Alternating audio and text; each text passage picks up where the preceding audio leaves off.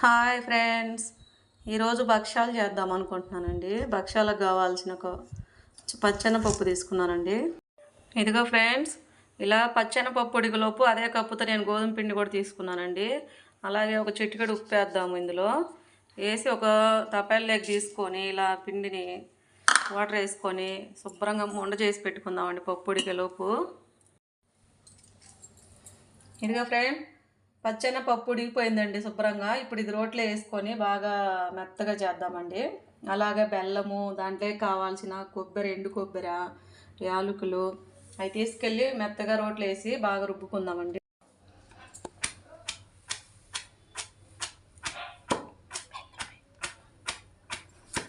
దిగింది.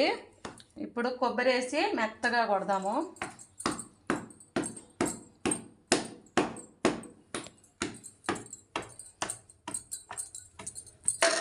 అలాగే యాలకులు కూడా వేద్దాము.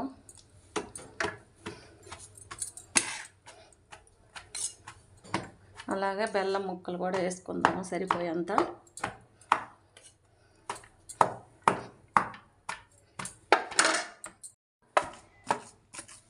ఇదిగో ఫ్రెండ్స్, అయిపోయిందండి దంచడం. ఇది ఇప్పుడు ఒక గిన్నె తీసుకొని గిన్నెలోకి తీసుకుందాము. తీసుకొని ఎలా చేయాలో భక్ష్యాలు చూపిస్తానండి. బెల్లము, కొబ్బరి, యాలకులు, పచ్చెనపప్పు అన్నీ వేసుకొని మెత్తగా రుబ్బుకున్నామండి. ఫ్రెండ్స్, ఇలాగ స్టవ్ వెలిగించుకుంటున్నానండి. అలాగే పెన్నం పెట్టుకుంటాను. స్టవ్ మీద పెన్నం పెట్టుకొని అది సిమ్లో పెట్టి వేడేలోపు మనం చపాతీ పిండి ఉండ చేసి పెట్టుకున్నామండి. దాన్ని చపాతీలు చేసుకుందాం. బాగా మెత్తగా అయిపోయింది.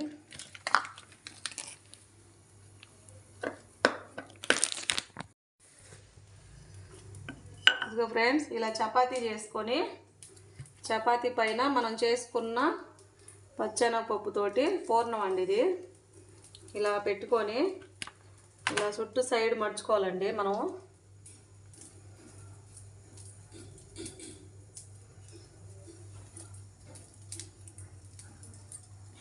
నీట్గా ఇలా చేసుకొని ఎగస్ట్రా పిండి వచ్చిందండి అది తీసి పక్కన వేసుకోవాలి. అలాగే పైన పిండి వేసుకొని విడిపోకుండా ఇలా చేత్తో అనుకున్నాము.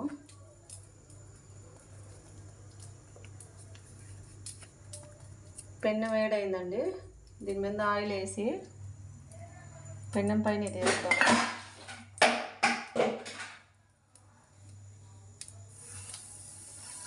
ఇలా రెండు వైపులు కాల్చుకున్నామండి, బాగా వచ్చింది.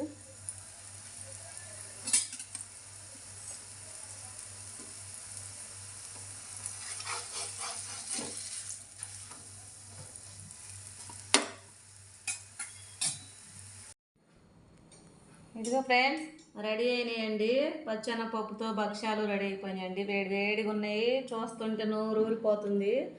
మీకు కానీ భక్ష్యాలు నచ్చినట్టుగానైతే లైక్ కొట్టండి ఒకటి.